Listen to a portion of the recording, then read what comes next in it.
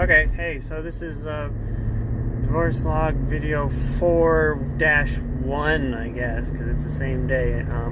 It's only been a couple hours, but I've spoken to my attorney, and the list of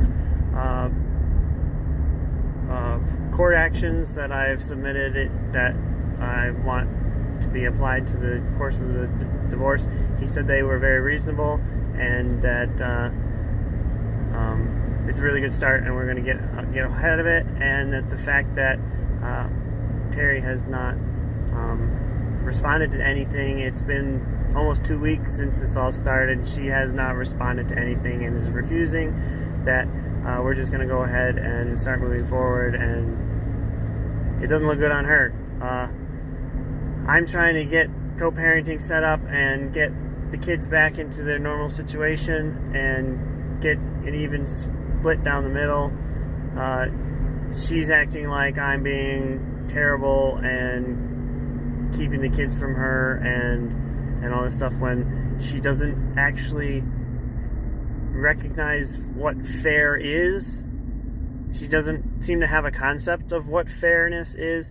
Fairness in a divorce is that you talk, you come to an agreement, and you follow through with that agreement, and everyone benefits, and it's equal. I'm asking to split everything down the middle. That'll end up causing us to owe about $25,000 to $30,000 each when we're done, and equal custody, parental custody of the kids. And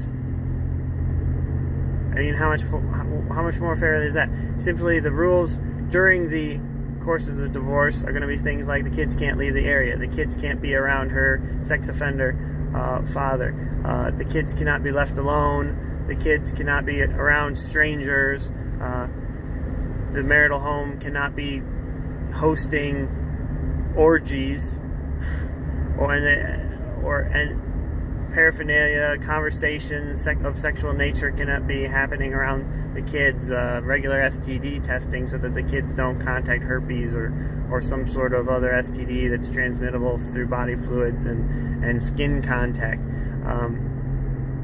She has to pay an equal share of the bills, because if she's going to be there, she has to pay her equal share. Stuff like that. I also included the fact that she would have to pay her equal share of the health insurance, because that's something that's never discussed in our relationship, and the fact that I would pay out of my paycheck $600 a month towards health insurance, and that wasn't included in the actual budget that we had sat down.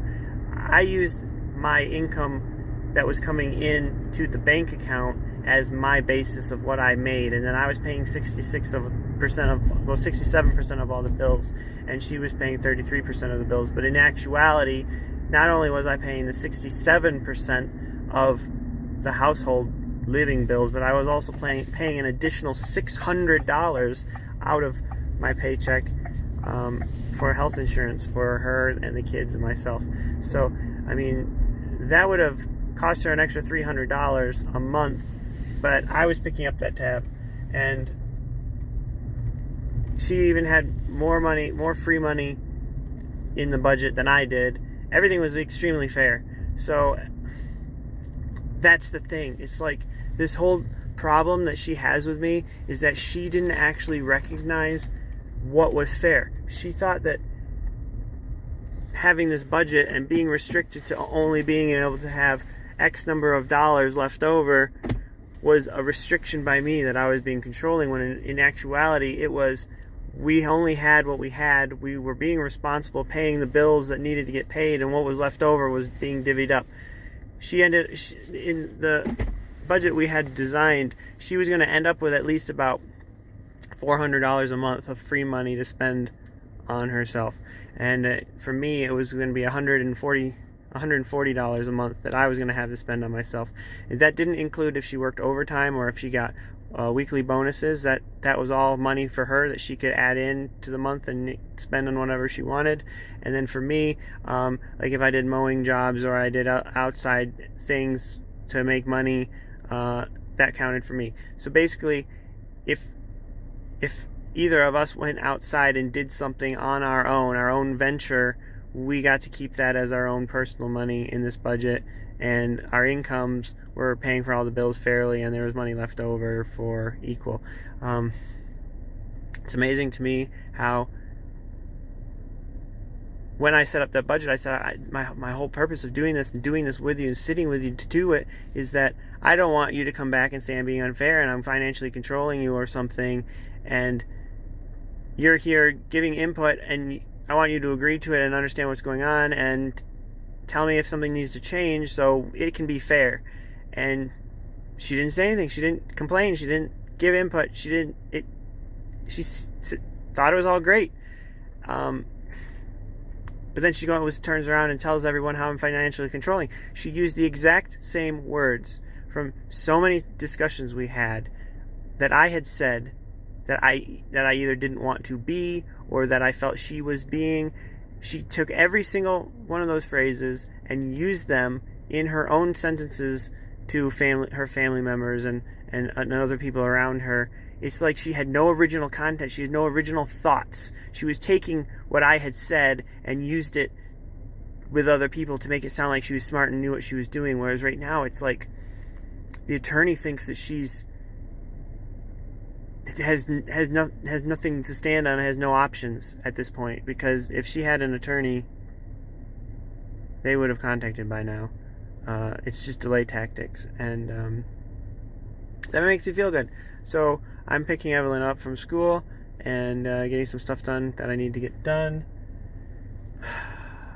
I'm getting stuff done at work. I mean, it's amazing what, even though I didn't sleep that well, it's amazing how different I feel now that I'm out of this situation of this being with this toxic person. Because when you're no longer stuck in this box where this person already assumes exactly what you're going to do and how you're going to act and gives you absolutely no chance to do anything, and any chance or any time you try to do things to please or improve things, they just ignore it because they've already made this predetermined assumption that there's nothing you can do. It's all over. It's just impossible. That once you get away from that and you're no longer thinking about them, because quite honestly, I never want to see her again. Ever. If she can be reasonable and come down to earth and be a little bit more like who she was when I was in love with her, I'll always love her, but that's because she's the mother of my children and she's not a bad mother. She's just making some really bad decisions right now. It'd be great to be friends and go to the park once in a while so the kids can see us together and they can feel whole. Because that's something that we had always talked about. It's just like she said, don't use the kids as pawns. And I'm not using them as pawns. She's made it impossible for me to be able to co-parent with her. And I had no other option. My attorney completely agrees and says everything I'm doing is great because it's completely in the interest of the children, and I'm doing a great job. So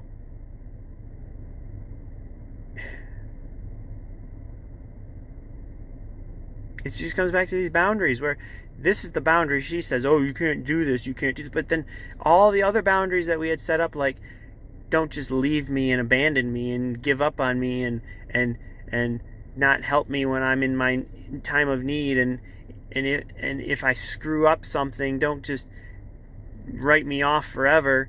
I mean, there are reasons why I was so angry and upset on that night, and it wasn't just me being an asshole. It was layers and layers and layers and layers of lies and deceit and feelings of inadequacy, and the fact that she was constantly invalidating my feelings. Like I talk to her during these discussions and I say, hey, look, I feel really sad, I feel really overwhelmed, I feel like you're not doing this, and I feel like this, and I feel hurt, and then her response would never be, oh, well, we can talk about your feelings, or I understand your feelings, or I feel bad, or some kind of acknowledgement at all that I even said anything. She would just instantly go right into how she felt, and it was like, okay, so my feelings don't matter because you're just talking about your feelings without even commenting on my feelings. And so completely invalidates it. But yet she goes around saying to everyone that I invalidated her. I was actually super happy, so super happy, truly happy, and my therapist saw it. She had said before, when she first met me in the first sessions, and then this session when I got my hair green, that she saw me as so tremendously happy, and I was just so different, and I felt so good, and I really did feel good. When I walked out of the hairstylist with my new green hair, I just felt so amazing. It was like the first time I had ever actually pampered myself, didn't care what other people thought, did something I wanted, didn't ask for approvals from anybody, and just did it for myself. And I was so happy. It was so amazing. I was feeling euphoric, and it was fantastic. And then it's like I wanted it to continue. I wanted it to keep going. I was excited to do more appointments, and I saw this as such a positive change of me finally doing something for me to feel better. Because how can I keep helping people and making them happy and better if I'm not happy and better? Well, that came crashing down real quick with this whole event, and now I have to get my hair dyed back brown and start looking professional and all that stuff. But I'll do it. Anything's worth it for my kids and getting them the best thing that they need and not looking like the Joker. But it's to me, it's a taste. It was a taste of how I will feel when this divorce is over and I'm away from this toxic woman and her toxic family of rather uneducated, stupid people who seem to think that they had this really amazing plan that would just defeat me and get them everything they wanted.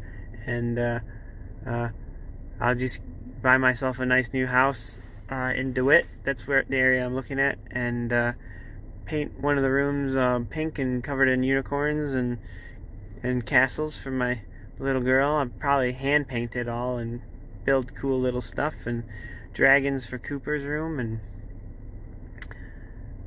probably put a bedroom in the basement for Brenner because he seems to like being in the basement. But whatever, maybe I can build him a bigger one because the layout will be better, and then I can be me. I can just, it's exciting. 3 weeks ago, I would never have thought this. I mean, I had played around with the idea of being single and how much easier it would be, but I never would have done it because I was so dedicated to the vows I made and trying to make everyone happy and keep my family together. But if everything's gonna go the way it seems like it's gonna go, and it's definitely in my favor, that I'm just so excited. It's gonna be so great.